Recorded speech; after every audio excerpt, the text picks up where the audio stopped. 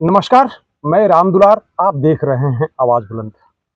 उत्तर प्रदेश के इलाहाबाद में उच्च न्यायालय में एक उत्तर प्रदेश शिक्षा विभाग के अगेंस्ट याचिका दायर हुआ है। जो याचिका जिन्होंने दायर किया है वो हमारे साथ इस समय बैठे हुए हैं और आइए हम जानते हैं कि वो याचिका क्यों इन्होंने दायर किया, क्या वो उद्देश्य था, क्या कारण था। हमारे दर्शकों को अपना परिचय देते हुए आगे। मैं चतुरानंद ओझा समान शिक्षा आंदोलन उत्तर प्रदेश का सह संयोजक हूँ और स्ववित्त पोषित वित्तविहीन महाविद्यालय शिक्षक एसोसिएशन की लड़ाई लड़ते रहे हैं हम लोग। फिर शिक्षा नीति जब नई राष्ट्रीय शिक्षा नीति आई और जो अवैज्ञानिक और कहा जाए कि असंवैधानिक तरीके से उसको पेश किया गया और उसको जबरिया लागू किया गया देश में, कहा जाए कि वो कोरोना काल में उसकी स्थितियों का लाभ उठाते हुए इन्होंने और उससे पूरी तरह से जो उसका विरोध होता रहा, लेकिन इन्होंने उसको लागू किया। और उसके बाद से ये चर्चा होती रही कि ये शिक्षा का जो चरित्र है, जो संवैधानिक चरित्र है, जो उसका लोकतांत्रिक चरित्र है, जो उसमें धर्मनिरपेक्ष और वैज्ञानिक चेतना से युक्त और मुफ्त शिक्षा का जो चरित्र है, उस सारे चरित्र को ये खत्म करते जा रहे हैं। और इस पर हर जगह पूरे देश भर में नए नए प्रयोग करते रहे ये। और इन्होंने कहा जाए कि किसी नियम कानून को किनारे रख के ये माने कौन? आदेश, ये सरकार, भारत सरकार जो वर्तमान में, हाँ, भारत सरकार, प्रदेश सरकार, चूंकि इन्होंने केंद्रीय स्तर पर शिक्षा नीति लागू की, शिक्षा नीतियों का प्रदेश स्तर पर उसकी स्वायत्तता है कि वो प्रादेशिक स्तर पर निर्णय लिए जाएंगे और उसके वो सबकी अपनी अपनी स्वायत्तता है जो शिक्षा व्यवस्था को संचालित करेगी। लेकिन उसकी उस संवैधानिक स्वायत्तता को भी खत्म करके इन्होंने केंद्रीय स्तर पर, तो क्या ये आप कहना चाह रहे हैं कि संविधान को भी जो इन्होंने ताक पे रख दिया इस मैटर में? संविधान को ताक पर रखकर लगातार इन्होंने शिक्षा व्यवस्था और दूसरे तमाम चीजों को चलाया है। और इनका यह कहना है कि किसी भी लोकतांत्रिक प्रक्रिया का पालन भी ये नहीं करते रहे हैं। इसी क्रम में इधर अभी अभी एक तथ्य सामने आया कि जब गर्मी की छुट्टियां हो गई हैं और क्लासेज ओवर हो गए हैं, ऐसे में इन्होंने पिछले 5 मई को इनकी एक अयोध्या से जुड़ी हुई वेद और रामायण के अंतर्राष्ट्रीय शोध पीठ नाम की एक संस्था है जो संभवतः आरएसएस से जुड़ी हुई है और उसको जो है भारतीय संस्कृति मंत्रालय से वो अपने को संबद्ध बताती है। उसने आदेशित किया कि जिले के सारे जो बेसिक शिक्षा अधिकारी हैं इनको कि आप अपने यहाँ सारे जूनियर हाई स्कूलों में, जो सरकारी जूनियर हाई स्कूल हैं, उन जूनियर हाई स्कूलों में आप वेद और रामायण से जुड़े हुए वेद पाठ और रामायण पाठ कराएंगे। उससे जुड़े मुखौटे और उससे जुड़े अभिनय और उससे जुड़ा हुआ वो ढेर सारे उसके प्रचार प्रसार और उससे जुड़ा हुआ धार्मिक, जो हिंदू धर्म की ये 2 शाखाएं, 2 ग्रंथ हैं, इन ग्रंथों के प्रचार के लिए 10 दिन का कैंप लगाएंगे। अब ये अपने आप में परेशान करने वाला मामला। क्या संवैधानिक स्तर पर यह आदेश देने का एथराइजेशन है उनके पास? देखिए, संवैधानिक रूप से तो यह है कि किसी भी धर्म के प्रचार के लिए सरकारी शिक्षा संस्थानों का इस्तेमाल नहीं किया जाएगा। नहीं, वो बात मैं नहीं कह रहा हूँ। जैसे आपने कहा कि अयोध्या में कोई है जो उनसे मंत्रालय से अपने आप को संबद्ध मानता है, तो मैं लीगली तौर पे ये जानना चाह रहा था कि क्या वो जो आदेश दिए हैं उनको लीगली एथराइजेशन उनके पास है कि वो जो बेसिक शिक्षा परिषद के जो परिषदीय विद्यालय जो है, जूनियर है या प्राइमरी है, उसको कोई लिखित आदेश दे सकते हैं, ऐसा इस तरह का एक्ट में है क्या? देखिए, अयोध्या की कोई संस्था इस तरह का आदेश नहीं दे सकती है सीधे बीएसए को और जिले के स्तर के छोटे अधिकारियों को भी। इसके लिए उनको शिक्षा विभाग से और उसके मंत्रालय से संपर्क करना चाहिए और उसके माध्यम से कोई भी संदेश आना चाहिए। तो जो प्रशासनिक औचित्य है, प्रशासनिक तरीका जो है, प्रक्रिया है, वो प्रक्रिया में वो नहीं आया है। वो प्रक्रिया को तोड़ते हुए, और जैसा कि ढेर सारी चीजें प्रक्रियाओं को तोड़ते हुए कर रहे हैं, इस तरह से जो प्रक्रिया है, जो कहा जाए कि प्रशासनिक औचित्य है, उसको इन्होंने खारिज करके और प्रशासनिक तौर तरीकों से नहीं आए हैं, बल्कि इन्होंने एक ऐसा आदेश पारित किया जो उन्हें नहीं पारित करना चाहिए था। उसके लिए उन्हें शिक्षा विभाग से और उसके मंत्रालय से संपर्क करना चाहिए और ऊपर से अगर कोई चीज आती है तो वो उसके लिए जवाबदेह होते हैं। ऊपर से कोई चीज आती है तो उसके लिए जवाबदेही होती है कि जो संवैधानिक है, जो तार्किक है, जो शिक्षण संस्थानों से किया जा सकता है, जो जिसका शपथ लिया हुआ इन लोगों ने, उन सारी प्रक्रियाओं को पूरा करेंगे। लेकिन इन्होंने उस प्रक्रिया का पालन भी नहीं किया है, बल्कि बाईपास करते हुए इन्होंने और ये दबाव बनाया है, और ये दबाव अनुचित दबाव रहा है जिसको इन्होंने फॉलो करवाया है। तो इसमें जो फिर दोबारा एक बात आई है कि उसके अलावा भी कहीं कोई भी शिक्षा अधिकारी या किसी जिले स्तर से इसकी पहल हुई है कि सभी अब देखिए 2 स्तरों पे आदेश हुए हैं। एक तो 5 मई को इन्होंने वो अयोध्या की जो शोध अंतर्राष्ट्रीय शोध संस्थान है वेद और रामायण पर, उसका आदेश आया। तो उसका आदेश जिला विद्यालय निरीक्षक को आया, और फिर 8 तारीख को जिला विद्यालय निरीक्षक ने अपने खंड, जिला विद्यालय निरीक्षक को कि जिला बेसिक अधिकारी को, किनको आया? जिला बेसिक अधिकारी को आया, जिला बेसिक अधिकारी को आया, क्योंकि जूनियर हाई स्कूल में उसको संचालित किया जाना था।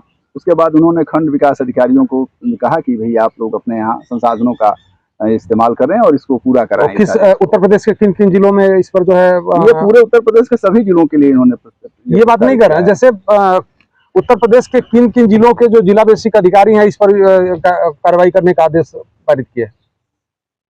देखिए हमारे पास तो आया, महाराजगंज के लोगों का आया, हमारे यहाँ भी हो रहा है, और पूरे प्रदेश भर में इन्होंने सारे जिलों में यह आदेश दिया है 5 तारीख का, और उसमें सारे जिलों का एक एक उन्होंने अपना अधिकारी भी नियुक्त किया है कि इनके निर्देशन में, इनके देख रेख में संचालित किया जाएगा। अच्छा। इसको भी उसी आदेश में, जो 5 तारीख का आदेश है उस शोध संस्थान का, उनके रुचि के लोग जिले का प्रभार देखेंगे, उसको भी इन्होंने नहीं छोड़ा है कि ये जिले के स्तर पर लोग अपने प्रभारी नियुक्त करेंगे।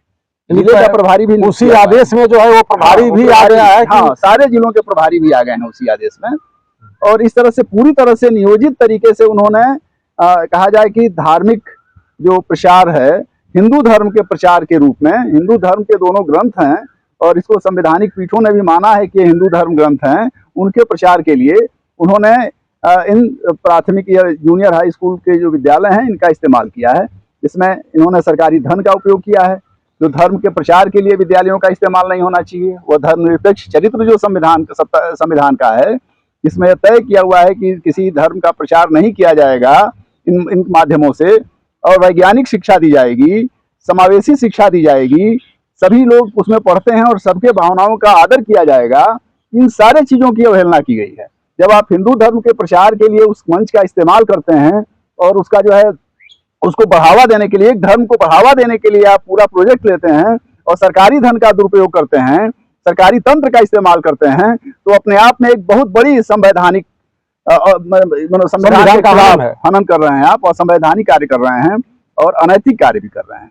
तो क्योंकि वहाँ सभी धर्मों के लोग पढ़ते हैं। जो मोदी जी ने कहा था कि संविधान को मैं किसी भी हालत में खत्म नहीं होने दूंगा, तो क्या इस चरित्र से ये लगता है आपको कि वो संविधान बचा रहे हैं कि खत्म कर रहे हैं? देखिए, इनके कथनी और करनी में इतना फर्क होता है कि जब यह किसी के रक्षा की बात करते हैं कि बिकने नहीं दूंगा, तो पता चल रहा होता है कि वो बिक रहा होता है। जब वो कहते हैं कि निजीकरण नहीं होने दूंगा रेलवे का, तो उसका निजीकरण हो रहा होता है। जो सरकारी संस्थाएं हैं उनको नष्ट करने की पूरी प्रक्रिया चल रही होती है। आप देख रहे हैं कि प्राथमिक स्कूल किस तरह से नष्ट होते चले जा रहे हैं, और उनकी साख को खराब किया गया है और उनकी स्थितियों को बदतर बनाया गया है कि प्राथमिक स्कूलों में, जूनियर हाई स्कूल में और प्राइमरी स्कूलों में प्रवेश घटा है, और इसके कारण परिषदीय विद्यालयों में तो एक तो उनकी स्थिति खराब हुई है, और उसमें उनके बच्चे, उसमें किसानों मजदूरों के सबसे वंचित समुदाय के बच्चे आज उसमें पढ़ रहे हैं। उनके बीच में जो हिंदी बोलते हैं और भारतीय संस्कृति और परंपरा से जुड़े हुए हैं, उनके बीच में आप एक अवैज्ञानिक तौर तरीके से, असंवैधानिक तरीके से धर्म प्रचार का सरकारी खर्चे से अभियान चला रहे हैं। आप इनके बच्चे जहाँ पढ़ते हैं, वो बच्चे अंग्रेजी मीडियम स्कूलों में पढ़ते हैं, जहाँ इन सारे जो सरकारी कर्मचारियों के बच्चे बड़े पूंजीपतियों के पढ़ते हैं, नौकरशाहों के पढ़ते हैं, पूंजीपतियों के पढ़ते हैं, नौकरशाहों के पढ़ते हैं, नेताओं के पढ़ते हैं, सरकारी कर्मचारियों तक के बच्चे पढ़ते हैं, व्यवसायियों के बच्चे पढ़ते हैं। आज जो भी अपने को थोड़ा सक्षम मानता है, उसके बच्चे प्राइवेट स्कूलों में अंग्रेजी मीडियम की शिक्षा ले रहे हैं। उनके स्कूल में हिंदी बोलना भी वर्जित है, हिंदी बोलने पर भी दंड लगता है। और आज स्थिति यह है कि उनके यहाँ, जहाँ उनके बच्चे जो पढ़ रहे हैं, वहाँ यह प्रयोग नहीं किया जा रहा है। वहाँ विज्ञान के वैज्ञानिक सिद्धांतों पर शिक्षा दी जा रही है। वहाँ तार्किक तरीके से उनके यहाँ नए नए प्रयोग नहीं होते हैं। जैसे उनके यहाँ ये प्रयोग नहीं होता है कि 2 ही कमरे में विद्यार्थी 5 क्लास के बच्चे पढ़ लेंगे। उनके यहाँ सरकार जब मान्यता देती है तो कहती है कि 5 कमरे होंगे, तब आपको 5 कक्षाओं की मान्यता दी जाएगी। जबकि सरकारी स्कूलों में कहा गया कि 2 ही कमरे में 5 बच्चे पढ़ लेंगे। उनके यहाँ 5 अध्यापक होने चाहिए, तब उनको मान्यता दी जाएगी। इनके यहाँ 1 अध्यापक 5 कक्षाओं को पढ़ा लेगा। तो इन्होंने ऐसी स्थितियां बनाई कि सरकारी विद्यालयों पर से लोगों का भरोसा उड़ जाए। कोई ये नहीं मान सकता है कि अगर उसमें शिक्षक नहीं है, उसमें कमरे नहीं है, उसमें संसाधन नहीं है, तो कैसे वो पढ़ा लेगा। लेकिन जो संसाधनों के अभाव में कुपोषित विद्यालय हैं, उन विद्यालयों में अंधविश्वास और अवैज्ञानिक कूड़ा भरने की कोशिश की जा रही है। यानी जो मजदूर तबके के लोग हैं, हाँ। जो समाज के एकदम पिछले तबके के लोग हैं, आर्थिक स्थिति इनको जो है, इनके बच्चे किसी भी तरह से अगर उस जगह पहुंच रहे हैं तो उनको दिशाहीन करने की व्यवस्था आपके हिसाब से, तो उन बच्चों को ऐसा दे दिया जाए मटेरियल कि वो दिशाहीन हो जाए, वो शिक्षा के लक्ष्य को ना प्राप्त कर सके। जैसे शिक्षा का लक्ष्य वैज्ञानिक चेतना विकसित करना जी। तो आप जो काम कर रहे हैं, जो पूजा पाठ करा रहे हैं, उसमें जाकर के उससे वैज्ञानिक चेतना नहीं विकसित होगी। वैज्ञानिक चेतना बच्चों की कुंद होगी। उससे जो समावेशी और जो कहा जाए कि धर्मनिरपेक्ष मूल्य हैं वो प्रभावित होंगे। उनको लगेगा कि दूसरे धर्म गलत हैं और हमारा धर्म जो है, हमारे ग्रंथ सही हैं और सबके ग्रंथ गलत हैं। हम जो वसुधैव कुटुंबकम की हमारी अवधारणा रही है और ढेर सारे हमारे यहाँ पंथ रहे हैं, उन सारे पंथ के लोगों की प्रतिष्ठा की जाती रही है, वह भी इसमें दिखाई नहीं दे रहा है। तो इसमें अगर वैज्ञानिक नजरिए से विश्लेषण करने का कोई प्रोजेक्ट लिया जाता है और वैधानिक तरीके से लिया जाता है और सही प्रक्रिया में लिया जाता है, तो उस पर सवाल नहीं उठाया जा सकता। लेकिन इसकी न तो प्रक्रिया सही है, न इनका उद्देश्य सही है। एक धर्म के प्रचार के लिए, एक धर्म के बढ़ावा देने के लिए, सारे धर्मों को नीचा दिखाने के लिए और उस समावेशी पद्धति को खत्म करने के लिए यह पूरा एक उपक्रम इन्होंने किया है। और तब किया है जबकि विद्यालयों में छुट्टी हो चुकी है। और उस अवकाश के क्षणों में, जबकि प्राथमिक स्कूल के बच्चों में आप देख रहे हैं कि एक तो संख्या की कमी है, ढेर सारे काम कराए जाते हैं, छुट्टी हुई है, उस दौरान उन पर और सारे काम थोपे जा रहे हैं इस तरह के, और अवैज्ञानिक और गलत और अतार्किक और कहा जाए असंवैधानिक कार्य थोपे जा रहे हैं। ये पूरी प्रक्रिया इतनी परेशान करने वाली है कि इसके खिलाफ हम समाज में व्यापक चर्चा रही है। और जितने पढ़े लिखे लोग हैं, सब लोगों ने जब देखा तो चिंतित हुए। हमारे तमाम मित्र, तमाम जो लोग सोशल वर्कर हैं, पढ़े लिखे लोग हैं, शिक्षक हैं, वकील हैं, सभी लोगों ने कहा कि ये क्या हो रहा है, इस पर सवाल उठना चाहिए, क्योंकि अगर हम नहीं सवाल उठाएंगे तो कौन उठाएगा। इस प्रक्रिया में हम लोगों ने इस पर हाईकोर्ट में एक जनहित याचिका दायर की है, तो मैं ये तारीख को, और उस जनहित याचिका में हमने मांग की है, यह जो असंवैधानिक है, यह जो अलोकतांत्रिक है, यह जो धर्मनिरपेक्ष मूल्य, शिक्षा के धर्मनिरपेक्ष चरित्र पर हमला करने वाला है, यह जो कहा जाए कि प्रशासनिक रूप से जो प्रशासनिक प्रक्रिया को तोड़ करके अतार्किक तरीके से जो इसमें हमला किया जा रहा है, इन सारे चीज़ों पर रोक लगनी चाहिए और एक समावेशी, वैज्ञानिक, लोकतांत्रिक, संवैधानिक शिक्षा मिलनी चाहिए, जिससे लोगों के वैज्ञानिक चेतना का विकास हो। हम ये चाहते हैं कि सबको समान शिक्षा मिले, सबको मुफ्त शिक्षा मिले, सबको वैज्ञानिक शिक्षा मिले, लेकिन ये सरकार न तो सबको समान शिक्षा दे रही है, न मुफ्त शिक्षा दे रही है, न वैज्ञानिक शिक्षा दे रही है। अपने बच्चों को वैज्ञानिक शिक्षा देती है और हमारे बच्चों के बीच अंधविश्वास पैदा करने के लिए ढेर सारे उपक्रम चलाती है। वह स्कूल के बाहर तो चला ही रही थी, स्कूल के भीतर भी उसको संचालित करवा रही है। ये बहुत ही पूरे समाज के लिए और पूरे देश के लिए और शिक्षा के भविष्य के लिए बहुत ही निराशाजनक पहलू है और इस पर तत्काल रोक लगनी चाहिए। इसकी अपील करते हुए हम लोगों ने जनहित याचिका दायर की है। इसकी कल 22 तारीख को सुनवाई है और हाईकोर्ट में, कहाँ पे है ये? इलाहाबाद उच्च न्यायालय में मुख्य न्यायाधीश इसको सुनेंगे। कल लगा हुआ है, वो कल इस पे सुनवाई होनी है और कल इसका निर्णय लिया जाएगा। ये जो प्रक्रिया है पूरी, इस प्रक्रिया को कैसे नियंत्रित किया जाए, इसके लिए समाज में सभी तरह से, पूरे देश में इसकी चर्चा है और पूरे देश के लोग इसको लेकर के चिंतित हैं। और ये जो तमाम हमले हो रहे थे, इस हमलों में हम लोग देख रहे हैं कि अब तक कहीं ना कहीं उसमें कोई पर्दादारी करके हमले किए जा रहे थे, लेकिन अब सारे पर्दे इन्होंने खोल दिए हैं, सारी प्रक्रियाओं को तोड़ दिया है, सारी संवैधानिक मूल्यों को छोड़ दिया है और सीधे सीधे कहा जाए कि आरएसएस की वो कहा जाए कि उसके एजेंडे के तहत नफरती जो माहौल बनाने की प्रक्रिया है, सर्वधर्म सर्वपंथ समभाव का जो संवैधानिक मूल्य है, जो वैज्ञानिक मूल्य है, उसके खिलाफ कार्रवाई करने पर उतर आए हैं। इसको कतई बर्दाश्त नहीं किया जा सकता है। और अगर साफ गर्भित शब्दों का प्रयोग किया जाए 5-7 लाइन में, तो देखिए, एक तो जो वैज्ञानिक चेतना विकसित होनी चाहिए, तार्किक, जो बच्चों को पढ़ाई के दौरान कि वो विज्ञान में और तर्क में उनका भरोसा हो अंध आस्था और अंधश्रद्धा से वो बाहर आए। अंधश्रद्धा निर्मूलन समितियां बनी हुई थी इसके लिए, तो वो जो है उनको वैज्ञानिक रूप से दीक्षित किया जाए और उनके वैज्ञानिक चेतना को कुंद करने वाले अंधविश्वासी और ढेर सारे अतार्किक मुद्दों को न स्थापित किया जाए। क्योंकि इन जो भी धर्म ग्रंथ जा रहे हैं, जो भी रामायण का पाठ कराने जा रहे हैं, उसमें कई ऐसे तत्व, कई ऐसी पंक्तियां हैं, कई ऐसे संदर्भ हैं राम कथा के जो विवादित हैं और जिनको कहा जाए कि जिसका विरोध होता रहा है और जिसके आधार पर महिलाओं के खिलाफ जो बातें उसमें की गई हैं, शूद्रों के खिलाफ जो बातें कही गई हैं, ब्राह्मण वर्चस्व को स्थापित करने के लिए जो बातें की गई हैं, तो कहीं न कहीं तो बच्चों में जो है ये अपने आप संगतियां पैदा होंगी और उनके दिमाग में उस तरह की बातें भरेंगे। हाँ, ये जो सारे बच्चों को विकसित होने का, और वैज्ञानिक सभी जो है इस धरती के पुत्र हैं। हाँ, और हम सबको आगे बढ़ने की, सबको समान अवसर विकास का मिलना चाहिए। ये जो वैज्ञानिक चेतना के साथ मिलना चाहिए। हम सभी कैसे अवतरित हुए पाषाण युग से होते हुए यहाँ तक आए हैं। जब हम डार्विन को पढ़ते हैं, विकासवाद को पढ़ते हैं, वैज्ञानिक विकास को पढ़ते हैं, तो लगता है कि हम सभी लोग सामान्य इस धरती के पुत्र हैं और समान हैं।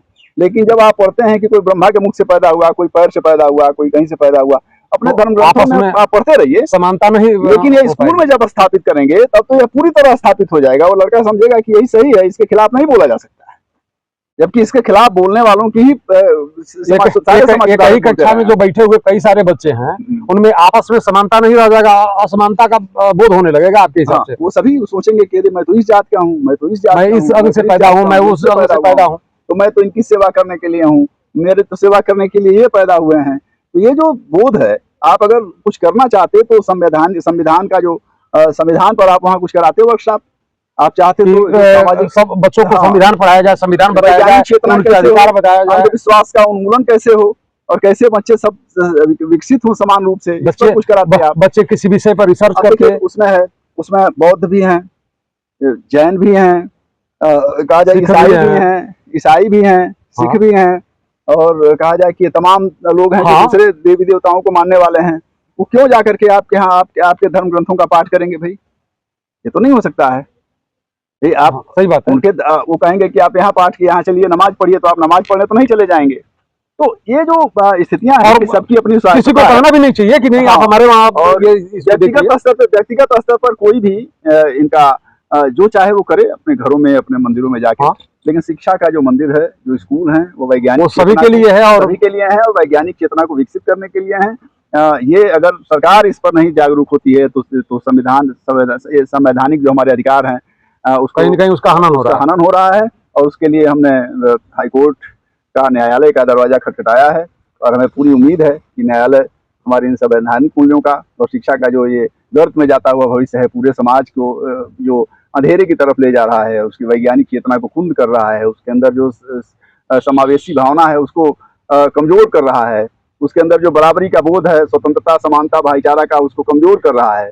और इस तरह से उस पूरे प्रक्रिया पर वो रोक लगाएंगे, और ये जो है हमें एक गरिमामय वैज्ञानिक चिंतन से युक्त और शिक्षा व्यवस्था को आगे बढ़ाने के लिए वो निर्देशित करेंगे। मुझे इसकी पूरी उम्मीद है। जैसा कि आप लोगों ने सुना, और जो ये कह रहे हैं वो वास्तव में जमीन पर उतर गया, धरातल पर उतर गया, तो वो किसी भी समाज के लिए ठीक नहीं है।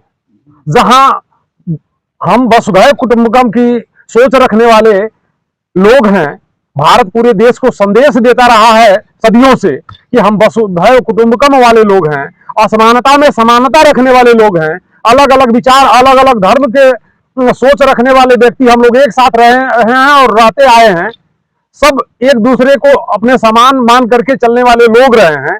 लेकिन इस तरह की जो चीजें बचपन से ही अगर यदि दिमाग में डाली जाए तो समाज किस तरफ जाएगा, इस देश के हर नागरिक को सोचना होगा।